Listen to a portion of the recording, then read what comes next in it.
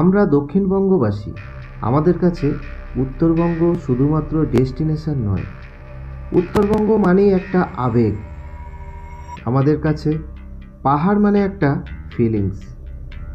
কটা দিন ম্যানেজ করতে পারলে ব্যাগ গুছিয়ে সোজা পাহাড়ে। বিকেল বাজে 5টা, বেরিয়ে পড়লাম। প্রচণ্ড গরম। আমাদের গৌরাঙ্গ সেতু আবার দেখবো কবে, মোটামুটি 7-8 দিন পর। এর উপরে লাইটগুলো এতদিন জ্বলতো না, আবার নতুন করে মানে সব বাল্বগুলো চেঞ্জ করে। আমাদের নবদ্বীপ কৃষ্ণনগর রোডে আমার মনে হয় কমসে কম 5000 বাম্পার আছে। আর যতক্ষণ না কৃষ্ণনগরকে আমরা হিট করছি, 34 পুরনো 34, এখন তো চেঞ্জ হয়ে গেছে, ওই যতক্ষণ না হাই রোডে উঠছি ততক্ষণ এই বাম্পার পাস করতে করতেই মানে মোটামুটি সময় লেগে যায় 2 ঘন্টা। তারপরে সন্ধ্যের ট্রাফিক তো আছেই। বহু কষ্ট সাধ্য করার পর হাই রোডে আমরা উঠে গেলাম। এবার আর চিন্তা নেই, একদম আপ টু শিলিগুড়ি পর্যন্ত এখন চাকাচাক রোড। আর রাতের ভিউ তো এমনিতেও সুন্দর হয়। ঝড় উঠেছে বাইরে। NH12 ডালখোলা 261, মালদা 135। কিন্তু বিষয়টা হলো প্রচণ্ড চা পেয়েছে। চা খুঁজে পাচ্ছি না, দোকান খুঁজে পাচ্ছি না, দাঁড়াবো যে সেই উপায় নেই। বৃষ্টি পিছু ছাড়ছে না, মানে একটা বৃষ্টি পুরো রাতটাই মনে বৃষ্টি হবে নাকি, চিপচিপ করে পড়েই যাচ্ছে। হ্যালো বন্ধুরা, welcome to a new blog, welcome to a rainy blog বলতে পারি। বাড়ি থেকে বেরিয়েছিলাম 5টা নাগাদ। এখনও আমি বহরমপুর ক্রস করতে পারিনি, এত বৃষ্টি। চলুন আজকে এখন চলছে মে মাসে এখন কি কন্ডিশন আছে রাস্তার, মানে এই বৃষ্টির জন্য তো খুব ভালো বোঝাতেও পারিনি, আমি দেখাতেও পারিনি। এখন বৃষ্টি থেমেছে, এখানে দাঁড়িয়েছিলাম এই ধাবাটায় দাঁড়িয়েছিলাম এখানে চা খাওয়ার জন্য। চা খাওয়া কমপ্লিট হয়ে গেছে, আবার গাড়ি স্টার্ট করব। চলুন রাস্তায় যেতে যেতে কথা হবে। আর তার আগে আমরা কোথায় যাচ্ছি এটা কিন্তু একদম ভিডিও শেষেই দেখতে পাবেন, তাহলে পুরো ভিডিওটা আপনারা দেখতে থাকুন। আমরা চলে এসেছি বেথুয়া ডৌরি, আর শুরু হয়ে গেছে বৃষ্টি, ঝড় বৃষ্টি। এবার গাড়ির স্পিডটা হয়ে গেল স্লো। আর আমাদের প্রথম টোল প্লাজা এখানেই ফার্স্ট। টোল প্লাজার খুব কাছাকাছি আছি। দেখা যাক, আগে বাজারটা পাস করি, তারপরে টোল প্লাজায় উঠব।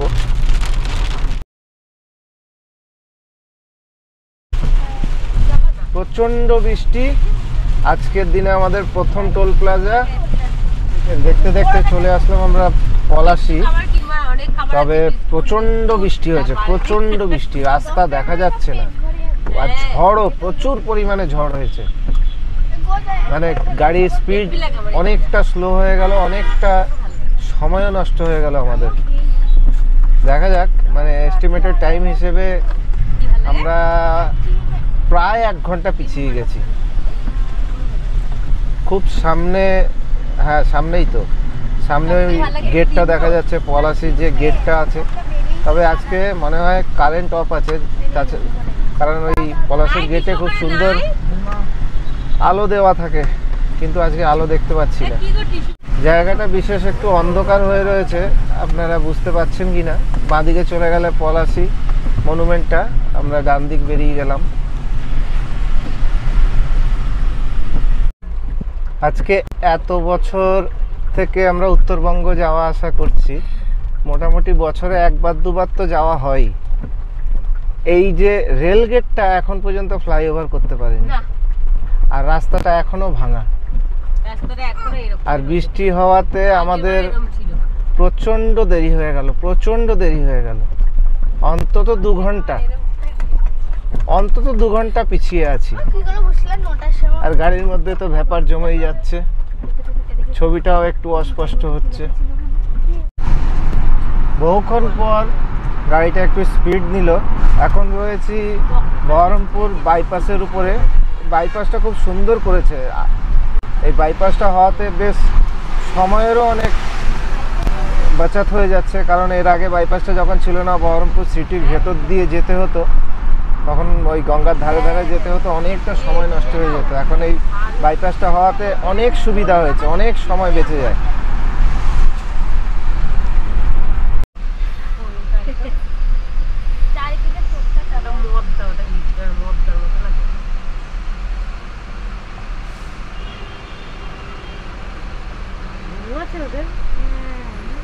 চলো হয়ে গেল।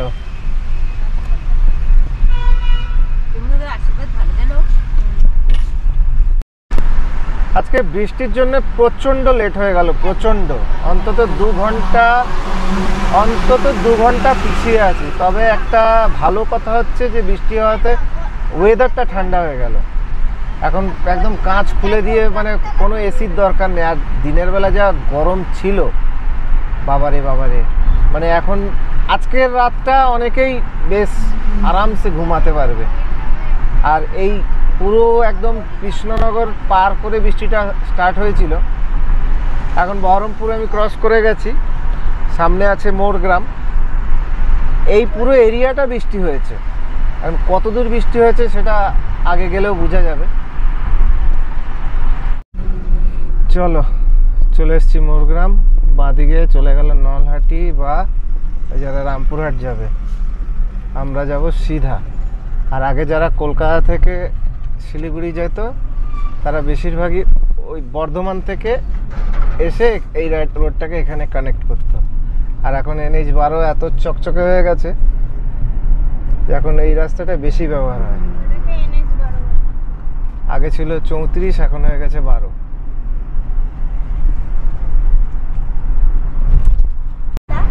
ফারাক্কা ব্রিজের এটাই তো একটা জ্বালা, বিশাল একটা ভিড়ের মধ্যে পড়তে হয়, বিশাল জ্যাম থাকে, সরু রাস্তা। কিন্তু আজকে মনে হয় আমরা জ্যামে পড়বো না, কারণ বৃষ্টি হয়েছে তো লোকাল ট্রাফিকটা থাকবে না।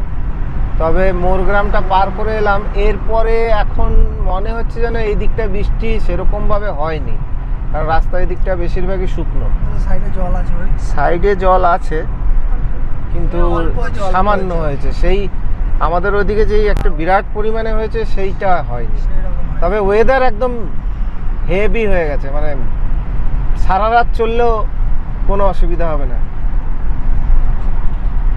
বাহ, দারুণ ব্যাপার হলো, আমাদের গাড়িটাকে আলাদা করে ছেড়ে দিল, আমাদের জ্যামে পড়তে হলো না। এরকম ব্যবস্থা সব জায়গায় হলে তাহলে তো আর দেরি হয় না।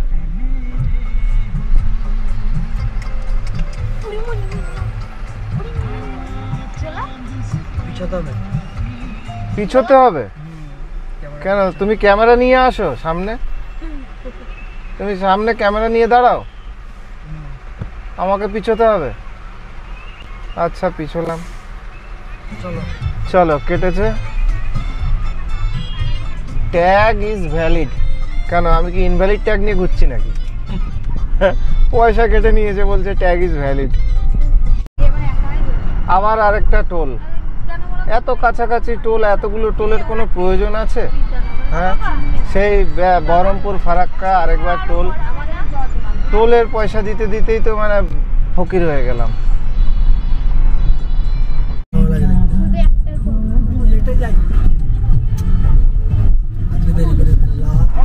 চলো, আর কিছুক্ষণের মধ্যে আবার আরেকটা টোল প্লাজা চলে এসেছি। এটা আবার কি? Farakka Raiganj highway limited. চলো, কোনটায় ঢুকবো? এইটা ছোট আছে না, এটাই ঢুকি, এটা দিয়েই ঢুকি। যাক, তাহলে বিষয়টা হলো আমরা ফারাক্কা ব্রিজের উপরে উঠলাম। এখন বাঁদিক দিয়ে যদি একটা ট্রেন আসে তাহলে বেশ ভালোই হয়, ব্যাপারটা জমে যায়। আর আমাদের লেনটা তো ফাঁকাই আছে, ও বাবা, ফাঁকাই আছে, কারণ মানে বৃষ্টি হওয়াতে একদিক থেকে ভালো হয়েছে, লোকাল যে ট্রাফিকটা থাকে সেই জিনিসটা নেই, ফাঁকা। কারণ এই ব্রিজটা নিয়ে আমি বড় চিন্তায় ছিলাম যে এখানে এসে জ্যামে পড়ি নাকি, কারণ এটা তো একটা বিরাট জ্যামের জায়গা।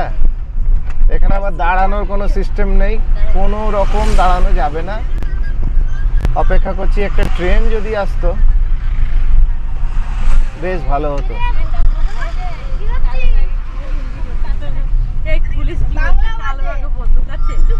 পুলিশ দাঁড় করিয়েছিল, পুলিশ হাসি খুশি হাসি খুশি পুলিশ, যাই হোক হাসি খুশি পুলিশ দাঁড় করালো, যে ডিকিটা খোলো, কিন্তু বন্দুক তো রয়েছে আমার গাড়ির তলায়, ও তো খুঁজেই পাইনি। ফ্যামিলি নিয়ে ঘুরতে বেরিয়েছি, বলছে কি বন্দুক আছে, আমি বলছি হ্যাঁ স্যার বন্দুক আছে, ওই যে ফ্যামিলি রয়েছে, ফ্যামিলি নিয়ে ঘুরতে বেরিয়েছি। এদিকেও বৃষ্টি হয়েছে কিন্তু সেই পরিমাণে হয়নি, রাস্তা শুকনো শুকনো বেশিরভাগ।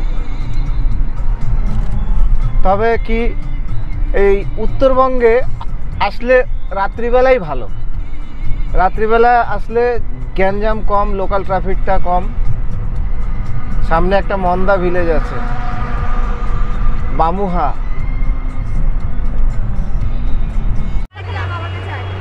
রাত প্রায় 11টার কাছাকাছি বাজতে চলেছে। আমরা বাড়ি থেকে নিয়ে এসেছি ভাত, মাংস, রুটি। এবার এখানে এক জায়গায় দাঁড়ালাম, টোল প্লাজাটা ক্রস করেই দাঁড়িয়ে এবার আমাদের শুরু হয়ে গেল খাওয়া। চরম খাওয়া দাওয়া চলছে এখানে, বাড়ির খাওয়া।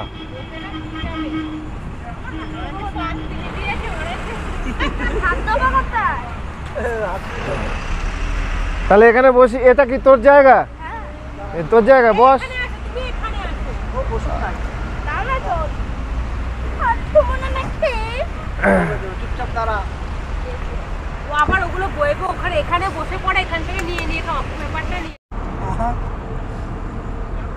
রুটি, মাংস, পোলাও, আলুর দম, আবার কি চাই?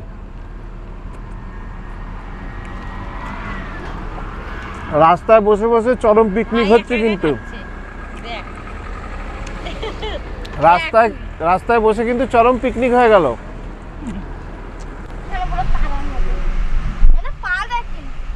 এখানে কত রে? 145 টাকা।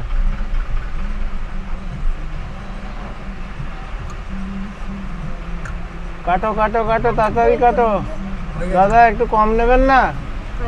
আর কত টোল দিতে হবে? টোলের পর টোল দিয়ে গেলাম, কেউ কম নিল না। তবে ওয়েদারটা খুব সুন্দর হয়ে গেছে। আমরা মানে বিশেষ করে আমরা আজকে উত্তরবঙ্গ যাব বলেই এই ব্যাপারটা হয়েছে, মানে বৃষ্টিটা হয়েছে, একদম ঠান্ডা করে দিয়েছে, না গরম, এসি চালানোরও কোনো প্রয়োজন নেই। ওহ, গচকা করলো। এটা আরেকটা টোল প্লাজার কাছাকাছি চলে এসেছি আমরা। এটা কি টোল? এই জায়গাটার নাম কি? ফারাক্কা রায়গঞ্জ, ফারাক্কা রায়গঞ্জ টোল। জায়গাটার নাম বোঝা যাচ্ছে না, তবে সামনেই ডালখোলা আছে। 44 কিলোমিটার এখনো ডালখোলা।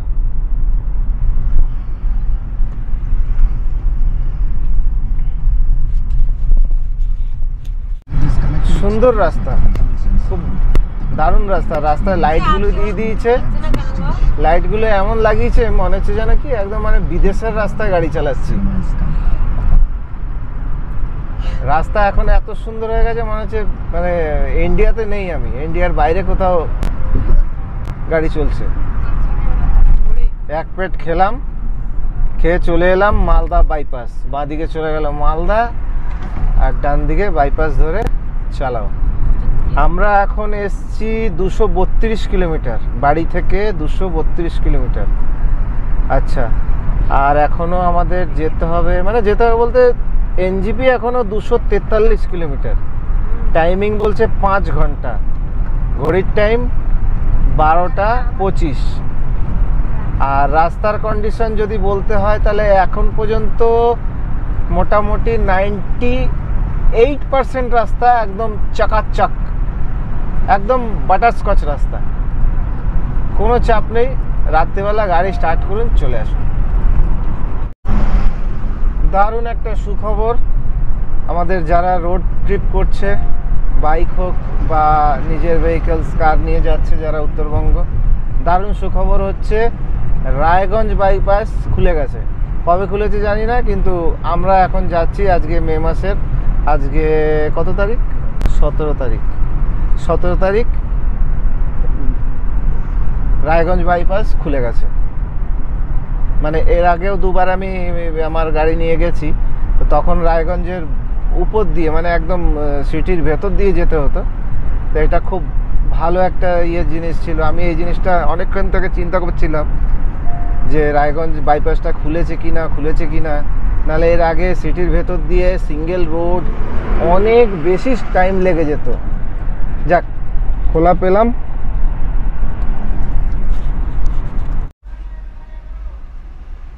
মনে হয় এদের টোল প্লাজায় কিছু একটা মেশিনারি ডিস্টার্ব হয়েছে, টোল কাটছে না।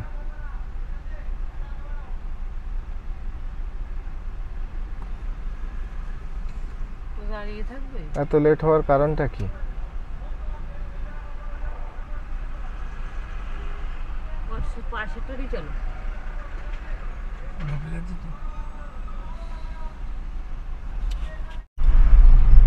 কিছু একটা প্রবলেম হয়েছিল যার কারণে দেরি হলো। লরিটার প্রবলেম হয়েছে। এবার সামনের লরিটারই মনে হচ্ছে কিছু একটা প্রবলেম হয়েছিল। এখানে 2-4 মিনিট আমাদেরও নষ্ট হয়ে গেল। এই জায়গাটার নামটা কি? খুব দারুণ লাগছে। গতবারও এসেছিলাম, তখনও এই একই এরকম মানে ভারতীয় পতাকা হিসেবে লাইটগুলো লাগানো ছিল, দুর্দান্ত লাগছে।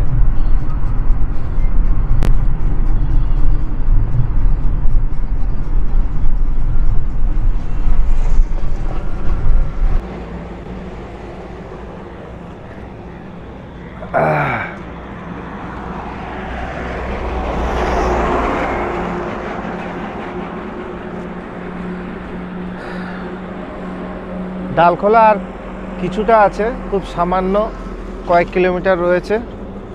এবার রাতে ড্রাইভ করতে গেলে সবথেকে বেস্ট অপশান হচ্ছে ব্ল্যাক কফি, মানে একদম চিনি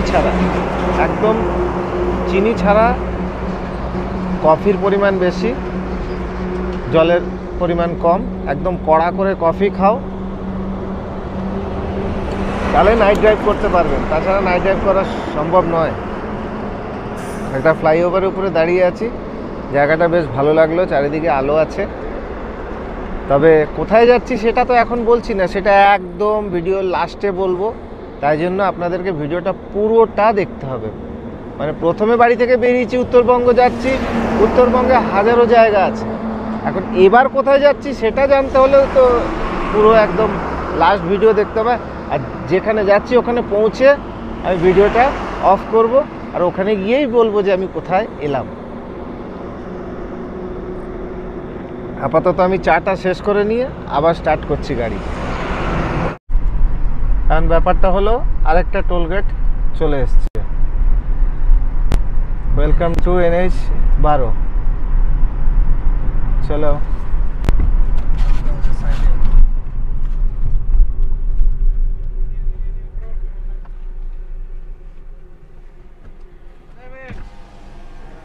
উত্তরবঙ্গ। উত্তরবঙ্গ কি এটা? বোতল জল খাওয়া, ছবি ছাড়তে হয় তো আমাদের। ও আচ্ছা, জল খাওয়ানোর ছবি ছাড়তে হয়। চলো, এটাও একটা এক্সপিরিয়েন্স হলো, জল খাওয়ার ছবি ছাড়লো। শিল্পের জল আছে, অসুবিধা নেই। আচ্ছা ঠিক আছে, যান ভালোভাবে যান।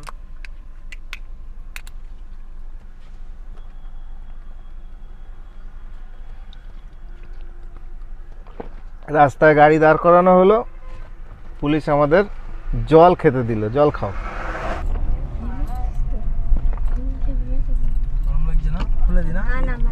রাত্রিবেলা জল খাওয়াচ্ছে পুলিশ, নাও তুমিও খাও।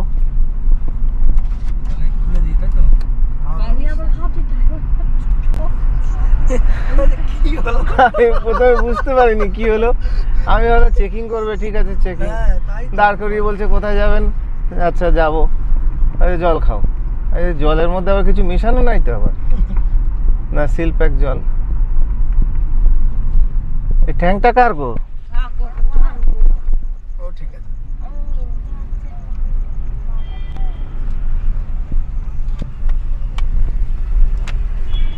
আবার একটা ফাস্ট্যাগ লেন নাম্বার 6।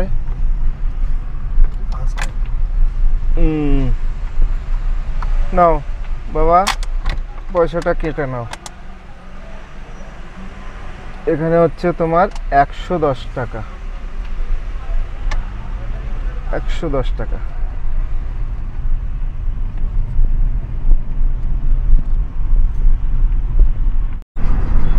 আর 700 মিটার আছে আমাদের। চলে এসেছি আমরা পূর্ণিয়া মোড়। এখান থেকে বাঁদিকে চলে গেলে পূর্ণিয়া। গতবার যখন এসেছিলাম একটা ভুল করেছিলাম, মানে ফেরার পথে পূর্ণিয়ার দিকে চলে গেছিলাম। যাই হোক, সেটা ফেরার পথে ভুলটা হয়েছিল। এখন কোনো ভুলের চান্স নেই, এখন আমাকে ডান দিকে যেতে হবে। ডান দিকে হচ্ছে কিষানগঞ্জ দেখাচ্ছে 28 কিলোমিটার, শিলিগুড়ি 127, পূর্ণিয়া 42। এখন আমাদের NH-12 এখানেই শেষ হয়ে যাবে। এরপরে আমরা নতুন NH-এ উঠবো, মানে নাম্বারিংটা চেঞ্জ হয়ে যাবে। তো আমাদের টার্নিং পয়েন্ট হচ্ছে এখান থেকে ডান দিকে। 400 মিটার এগিয়ে র্যাম্প পথটি নিন। এই NH-টা হচ্ছে NH-27। NH-12 এখানে শেষ, NH-27 শুরু। এখন সার্ভিস রোডটা ক্রস করে উঠে যাবো আমরা NH-27-এ। এবার এই রোডটা একদম সিধা চলে গেছে।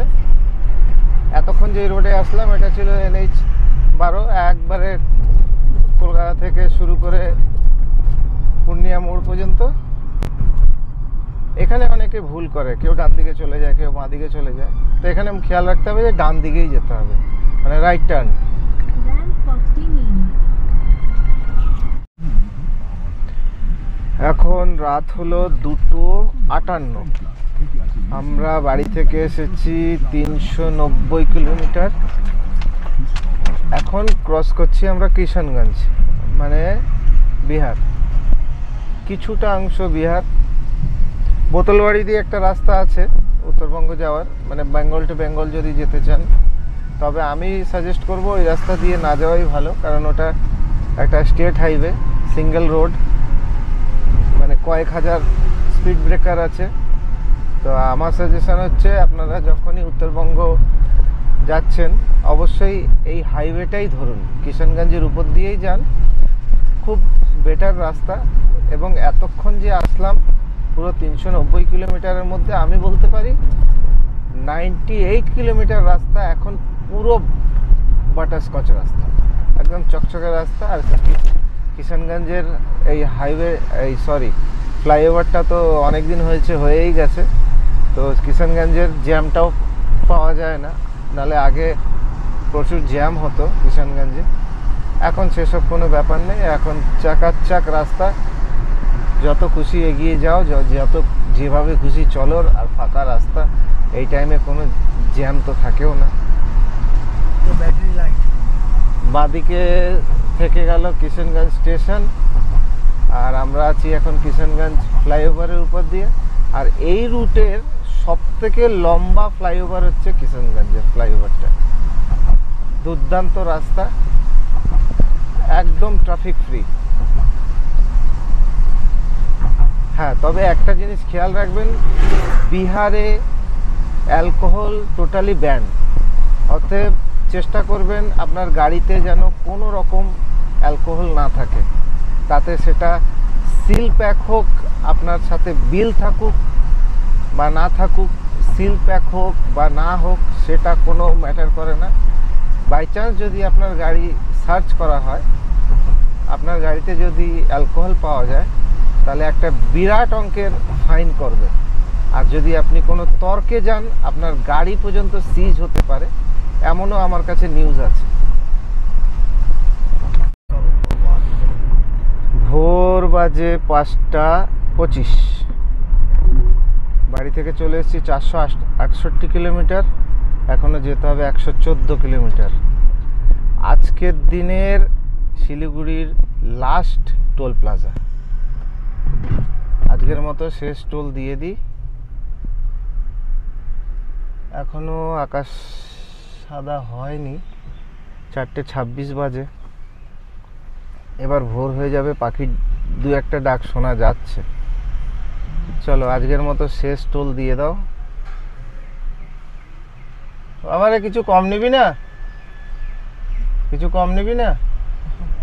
পুরো পয়সাই নিল, 1 পয়সা কম নিল না। এই ব্যবসাই তো ভালো, যে 1 পয়সা কম নেয় না।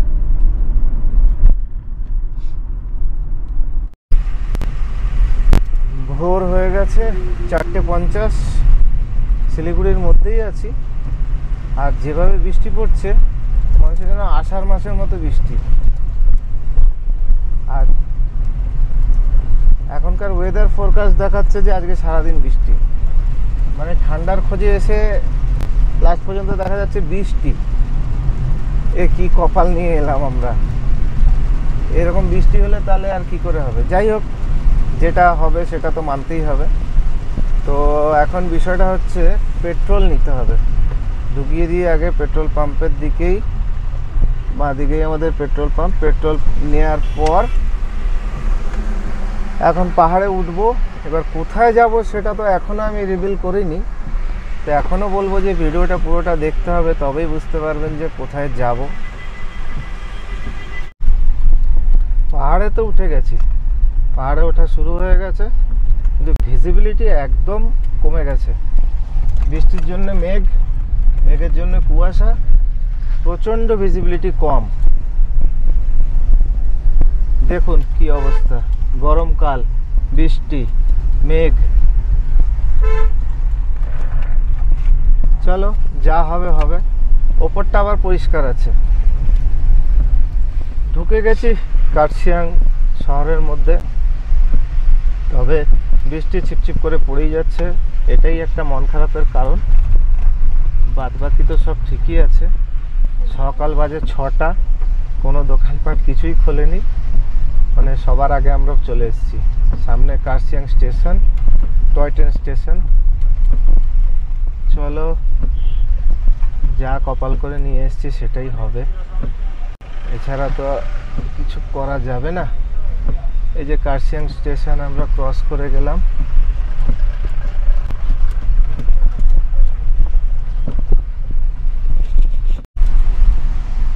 অনেকটা উপরে চলে এসেছি, ঠান্ডাও বেড়ে গেছে। বৃষ্টিটা এখন পড়ছে না। সোনাদা ক্রস করছি, সামনে আছে ঘুমকে আমরা ডান দিকে ফেলে বাদ দিকে চলে যাব লেপচা জগতের দিকে। তবে লেপচা জগৎ আমরা যাচ্ছি না, এই জন্য বলেছিলাম যে ভিডিওটা পুরো দেখতে হবে একদম শেষ পর্যন্ত। কোথায় যাচ্ছি তাহলে সেটা বোঝা যাবে।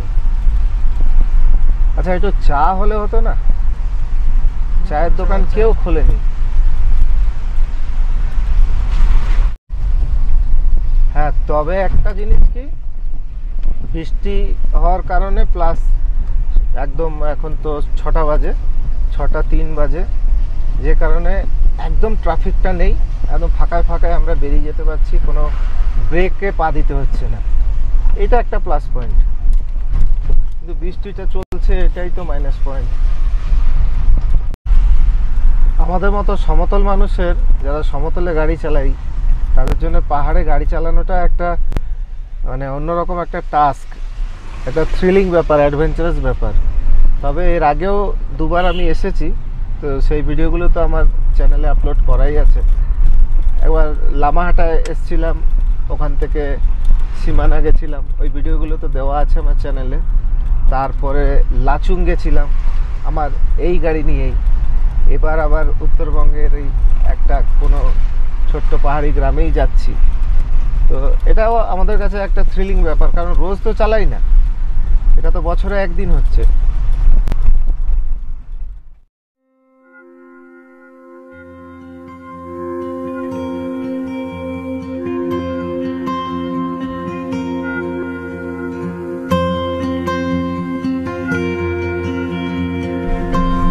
আমার দু চোখে ঘুম নেই। এদিকে স্টেশনের নাম ঘুম, ডান দিকে চলে গেল দার্জিলিং, আর আমরা বেঁকে গেলাম বাঁ দিকে, ঘুম স্টেশনকে ডান দিকে ফেলে। চলো এখনো যেতে হবে আমাদের 38 কিলোমিটার, 38 কিলোমিটার। এবার অনেকটা ডাউনে নামতে হবে। তবে এদিকটা এবার ক্রাউড একটু কম হবে, আর এমনিতেও তো ট্রাফিক কমই আছে সকালবেলার জন্য আর বৃষ্টির জন্য।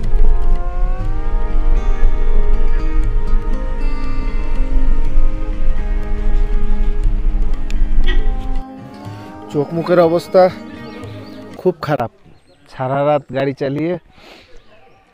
যাক, সারা রাত গাড়ি চালালেও এই এই সিনটা দেখলেই মানে সমস্ত যে কষ্ট ক্লান্তি সব দূর হয়ে যায়।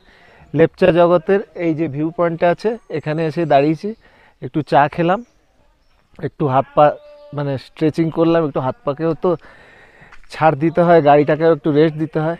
ব্যাস এখানে 10 মিনিটে একটা ব্রেক নিলাম, আবার যাব। সামনে সুখিয়া বাজার আছে, বাজার ক্রস করব, তারপরে আরও যাব। তো ভিডিওটা চলতে থাকুক, আপনারাও দেখতে থাকুন, আর গেস করতে থাকুন যে আমি কোথায় যেতে পারি। চলুন যাওয়া যাক।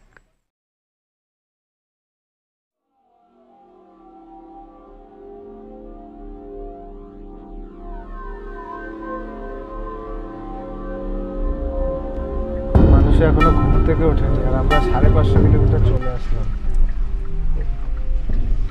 হ্যাঁ, তাহলে কি করা যাবে? এই জায়গাটা অনেকেই হয়তো চিনতে পারছেন, আবার অনেকে চিনতে পারছেন না। তাহলে এবার আমি বলে দিই, আমি এখন চলে এসেছি মানেভঞ্জন। এবার এখান থেকে ডান দিকে চলে যাব। তো চলে এসেছি মানেভঞ্জন, এখান থেকে চলে যাব আমরা ধোত্রে। তো চলুন।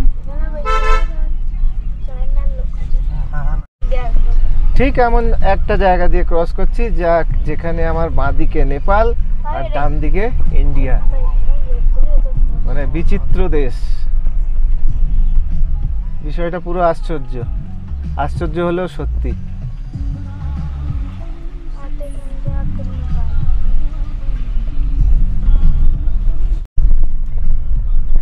কুয়াশা কাকে বলে? মানে দেশের সব কুয়াশা এখানে এসে জমা হয়ে গেছে, একটু রোদের দেখা পাবো না। উফ, এখনো 17 কিলোমিটার।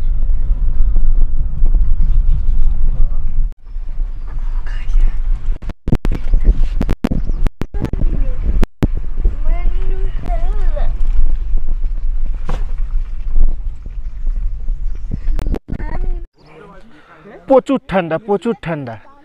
পুরো পাক্কা 13 ঘন্টা পর পৌঁছে গেলাম ধোত্রে। ওই যে দেখা যাচ্ছে ক্যাচকলা, দেখা যাচ্ছে মেঘে ঢেকে গেছে, পদ্মা হোমস্টে। তো এখন বিষয়টা হলো, আমরা অনেকটা টাইমের আগে পৌঁছে গেছি এখানে। এখন বাজে ওই 9টা, 9:30 মতো বাজে। আর এখানকার সিস্টেম হচ্ছে 12টা থেকে চেক ইন হয়। তো আমরা আগাম চলে এসেছি, যার জন্য রুম খালি নেই। এখন রাস্তায় ঘুরে বেড়াচ্ছি। তো কিছুক্ষণ আমরা এই ওয়েদারটাকে এনজয় করি, আর আপনারা ভিডিওটা হয়তো এনজয় করেছেন। তবে ভিডিওটা শেষ করার আগে আমি বলে রাখি, রাস্তা আমাদের নবদ্বীপ থেকে একদম আপ টু মানেভঞ্জন পর্যন্ত একদম চাকাচাক রাস্তা আছে, কোনো রাস্তা নিয়ে কোনো টেনশন নেই। 98% রাস্তা মানেভঞ্জন পর্যন্ত একদম ক্লিয়ার, পরিষ্কার। মানেভঞ্জন থেকে 19 কিলোমিটার ধোত্রে, ওই 19 কিলোমিটার রাস্তার 80% রাস্তায় অফ রোড। অতএব আপনি সেরকমই মাইন্ডসেট করে আসবেন যদি কখনো আসেন। তবে আমি বলবো আসবেন, একবার ঘুরে যাবেন। ধোত্রে অসাধারণ জায়গা। তবে এখন এখানে মেঘ হয়ে রয়েছে চারিদিকটা, একবারে ফগি ওয়েদার, যার জন্য কিছু দেখা যাচ্ছে না। তো মেঘটা কেটে গেলে আমি আবার দেখাবো। তো দেখা হচ্ছে নতুন ভিডিওতে। ততক্ষণ ভালো থাকবেন আর জীবনটা এনজয় করে যান। সো এনজয় ইয়ার লাইফ।